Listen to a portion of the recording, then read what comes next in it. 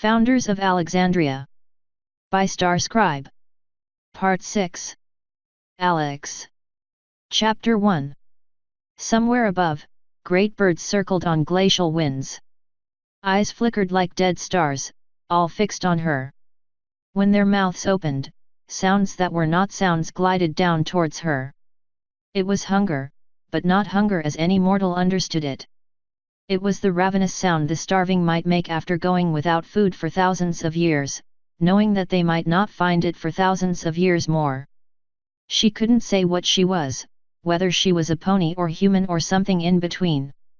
Whatever she was, she stood tall in the dark, resplendent in a robe of pale silk written all over with runes. Not yet. Talons that had torn apart worlds bore down on her to rip and tear. She might be without help, but she was not without defense. In her 50,000 years, she had learned much about the universe. With friction she slowed the flight of the void-born birds, and with gravity she was suddenly standing somewhere else.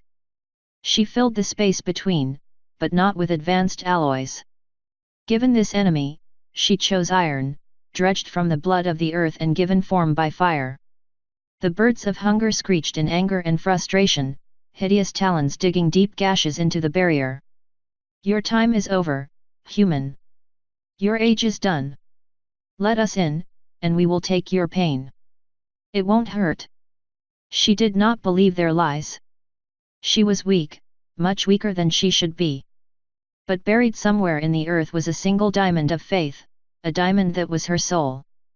Their faith in her had not wavered. Their faith was her. So was their understanding. Rocketry was her chariot, and the CPNFG kept out the ravenous beaks. Not today, they said. But soon. You are already dead.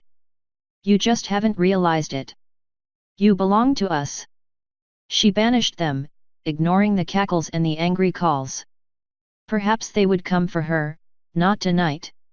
She was not alone in the darkness. In her sleep, the dark thickened and congealed, stretching its many tentacles around her. Archive. Darkness wormed around her legs, wrapped around her eyes.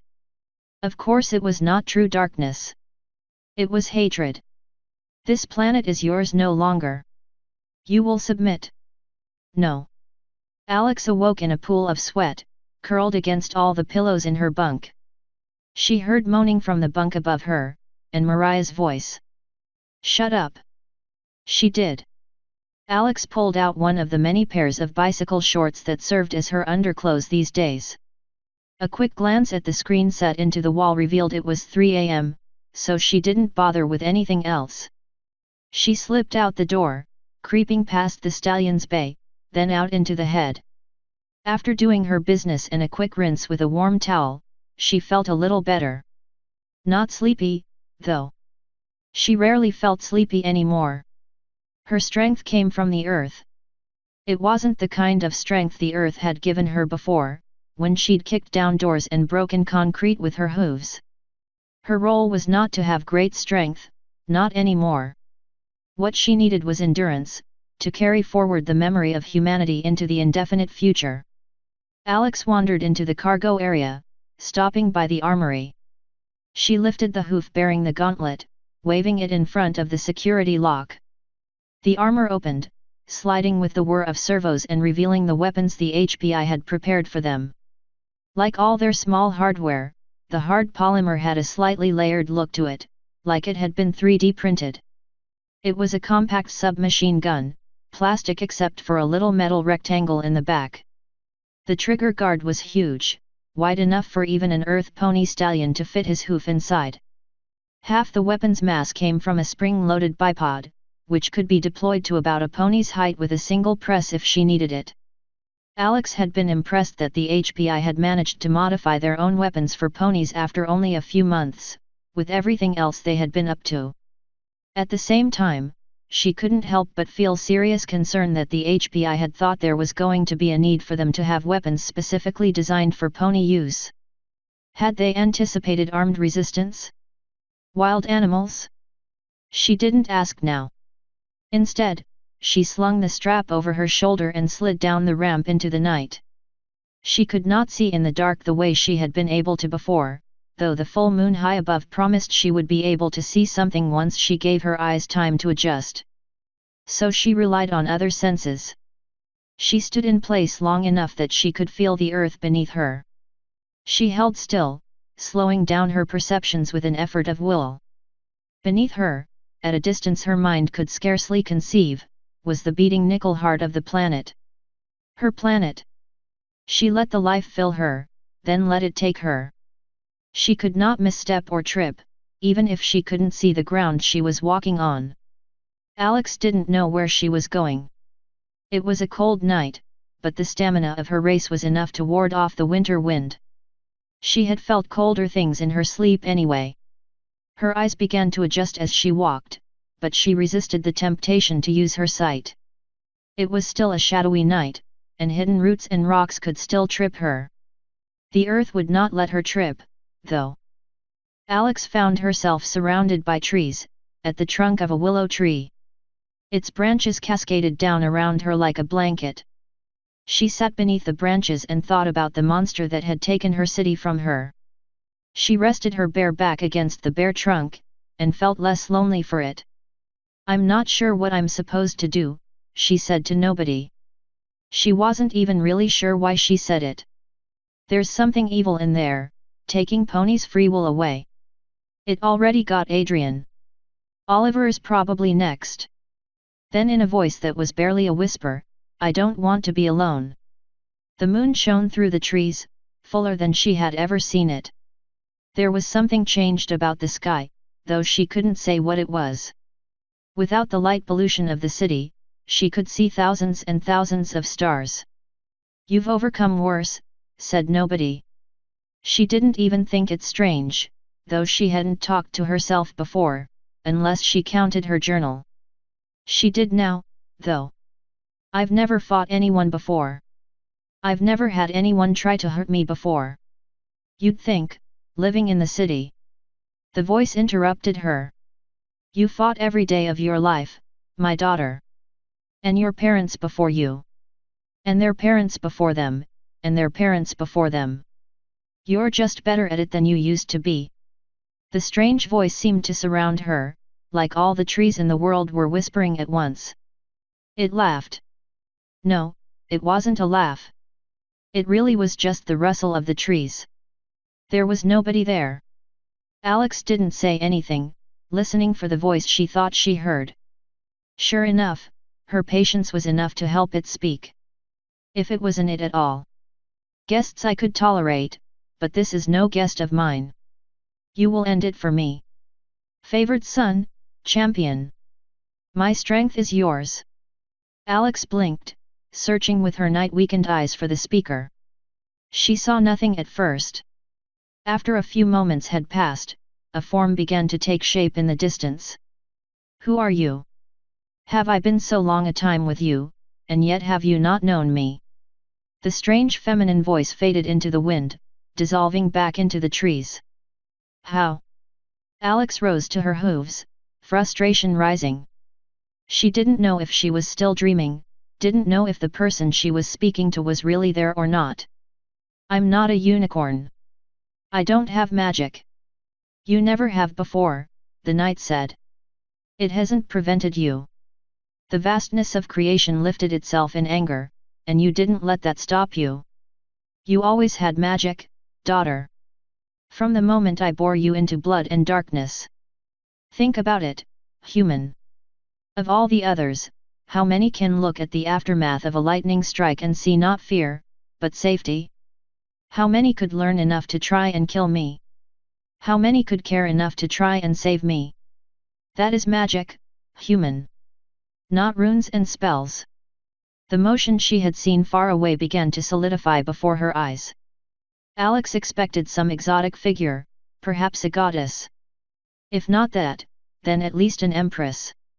Instead, the being that came running at her through the dark was her dog. "Huan." She grinned, even as he plowed into her, knocking her sideways to the ground. After a hearty wrestle, one he always let her win, Alex was on her hooves again, shoving the excited animal away. "I guess they never found you either." The dog didn't reply, and neither did the strange voice. He only met her eyes, seeming concerned. I know you would have gone with cloudy skies if you could. You always do what I ask. He rubbed against her, almost as she was beginning to do with other ponies. A very animal way of showing support and affection. That much, at least, she understood. Even if it made her feel less human. It isn't hands that make you human. It wasn't a voice anymore, not even a whisper. It was just a thought, one she wasn't entirely sure hadn't come from within. I'm glad you found me. She turned back towards the hummingbird. Not because she could see it, but because she remembered each and every step she had taken to get here. From them, she could imagine the circuitous path she had taken, one which would eventually take her back. Things are gonna get pretty crazy. I wouldn't want you in the middle of it. The dog licked her face, then hurried off ahead of her, tail wagging. Yeah, whatever. She scowled. Night vision it up, mutt. See if I don't get goggles one of these days. She didn't get goggles during the walk back, but she did get a call. She had no satellite phone. She hadn't brought anything besides her gun, shorts, and the electronic device she wore around her right foreleg, which she had taken to calling her cyber bracer because it sounded cool. The thing didn't have much more computing power than an average smartphone, at least when it wasn't within a mile or so of an HPI vehicle. This close to the hummingbird, it could make use of the aircraft's main computer, or any of its communication network. The face that appeared on the screen was one she had become accustomed to seeing over the last few months, Taylor Gamble. The light and color nearly blinded her to look at first, face bright and freckled and hair glowing red. She might have thought her pretty, in the days Alex had been human and noticed such things. But as time went on, she was beginning to forget what she had found sexually attractive about humans. She remembered finding them attractive, just not why she had felt that way. The others thought Taylor was an engineer. That was true, though it was far from her main responsibility. Taylor's primary role was as a diplomat, a coordinator with the non-human auxiliary. Alex sometimes spoke with the HPI's director, but far more often it was their handler, Taylor. Her presence generally meant that some matter or another just wasn't important enough to warrant Clark's attention. Hello Alex. Hi. She yawned, pointing the bracelet camera away from her face so Ms. Gamble wouldn't see. You're up early. Burning the midnight oil. Alex shook her head. Couldn't sleep. Weird dreams. The camera briefly jostled, as though the world on Taylor's end of the call had suddenly been shoved to one side. Know the feeling. Her words stretched a little as she said them, like repeating a mantra. You do. The woman reached up, brushing a few loose strands of hair away from her eyes, nodding. I've got a theory, there's a constant supply of weird dreams in the world. With all the people gone, they're not getting spread out anymore. So all the people and ponies too I guess left behind have to get them. Get used to the parade. Have you been dreaming while you're awake? Taylor chuckled. I hope you're not. That's a sign of some serious medical conditions. Alex rolled her eyes. What's the occasion, Ms. Gamble? You don't usually call this early, or riding in a vehicle. Taylor beamed. Oh, those two things are definitely related. Commander Clark agreed to my request for help. Alex was dimly aware of a sound in the distance, like thunder bouncing off clouds. It was quite faint, but getting louder by the moment. Yep. And seeing as I happen to be a fairly competent drone pilot myself, and I know more about you ponies than anyone else, I got volunteered. Pretty neat, right? It was getting difficult to hear her over the roar. Alex looked up, but she saw nothing. Not at first, anyway.